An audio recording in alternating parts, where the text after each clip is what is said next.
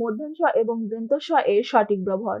আসলে আমরা জানিই না যে বাংলা বানানে কোথায় মূর্ধন্য ষ এবং কোথায় দন্ত্য স ব্যবহার হয়। আসুন আজ আমরা একটি ট্রিক্সের মাধ্যমে দেখে নেব যে কোথায় মূর্ধন্য ষ এবং কোথায় দন্ত্য স ব্যবহৃত হয়।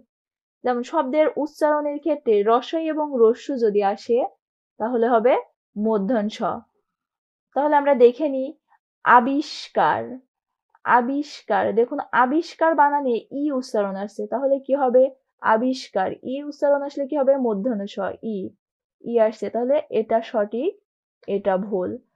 পরিষ্কার, পরিষ্কার উচ্চারণে দেখুন বন্ধুরা ই আসছে, পরিষ্কার ই, তাহলে কি হবে মূর্ধন্য ষ, এটা সঠিক, এটা ভুল।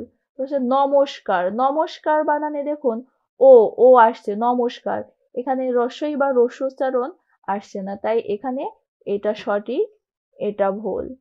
তিরস্কার, তিরস্কার বানানো ঠিক একই রকম, রস্বই বা হ্রস্ব উচ্চারণ আসতেছে না, তাহলে কি হবে তিরস্কার, এটা সঠিক, এটা ভুল। দুষ্কার, দুষ্কার, দুষ্কার শব্দে দেখুন রস্বই বা হ্রস্ব উচ্চারণ আছে, হ্রস্ব, এটা সঠিক, এটা ভুল। ভাস্কর, ভাস্কর, এখানে ভাস্কর ই বা উ উচ্চারণ আসছে না, তাই এটা ভুল, এটা সঠিক।